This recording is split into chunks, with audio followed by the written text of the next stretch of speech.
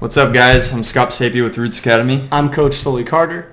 Today we're going to talk about leadership as a basketball player and just as an athlete in general.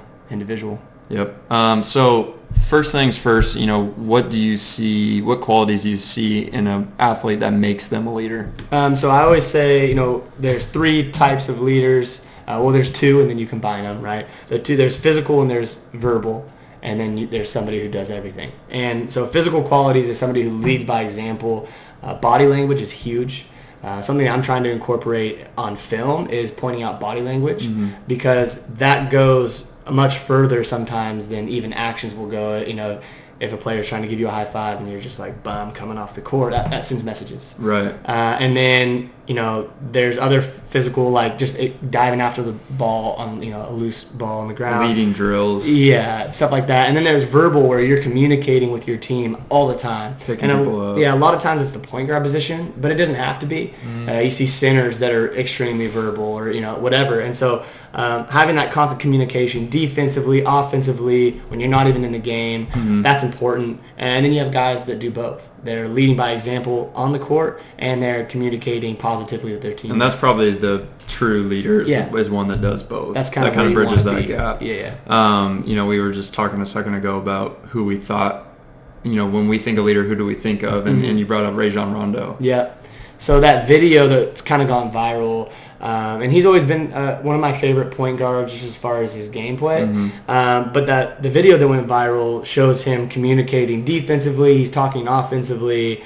And my favorite part was he's talking on the bench. Yeah. And obviously a guy like that, he's played at such a high level for so long. He knows the game just as well as the coaches. Right. But even if you don't have the IQ of a Rajon Rondo, at least, communicate the things that you do know. If your coach says, hey, we want to be in man-to-man defense, and you're on the bench and you see some guys that might not be getting into the man-to-man, you should be calling that out. Yeah. If a coach calls a play, you should be calling that out.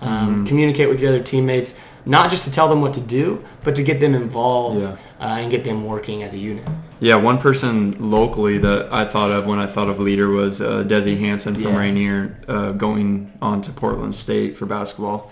And one of the things that, strikes me as leadership qualities in Desi is that she was pretty much always the best player on the court. Yeah. But she spoke to her teammates as if, she was just like everyone else. And so if a player missed one of her passes, or if a player airballed a shot or turned it over or did anything, she was the first person there to pick them up and slap them on the back and say, let's get them next time. Yeah. And I think that shows amazing leadership qualities. Another thing that she would always do is talk. And so she's communicating nonstop, whether she's in the game or on the bench. And to me, having people on the bench that are your cheerleader almost, cheering you on, rooting you on, it goes a long way, especially if it's your best player. Yeah, and so when your best player is, giving their all on and off the court, mentally, physically, verbally, it really takes the team to another level. Yeah, and Brad Stevens has that quote of, how good of a team can we be if our best player is not our best teammate? Yeah. And I mean, look what he's doing in the NBA, and then look what he did in college. So having that mindset goes a long ways, and not being too cool to be a leader. Yeah. And that's what I like about Desi is I don't think there's ever been a moment where she was too cool to do something, and it shows. I mean, she's helping coach a boys team right now, and she's out there standing up, screaming, giving them great basketball knowledge. And they're eating it up, and they love it. So that just goes to show the type of leader she is, and she's going to do great things. Yeah.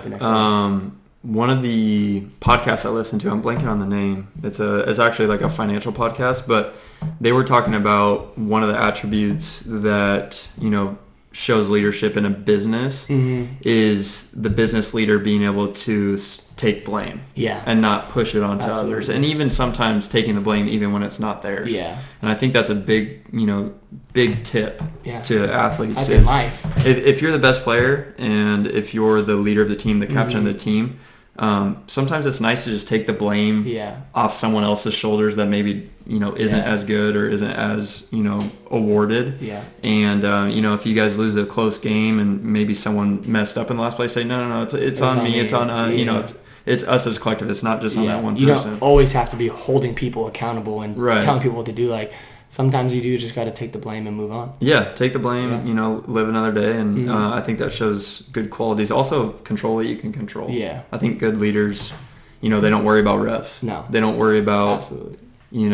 fluke instances, or they don't worry about, little things, trivial things that happen throughout the course of a career that you can't control. Mm-hmm. And so, if you kind of just look past those things and, really focus on the things that you can really make a difference in, Yeah. I think that shows good qualities for a captain, a leader, and a team. Yeah. Best teams have the best leaders. Yeah. Yeah. Good. Yeah. Leadership. Leadership rule.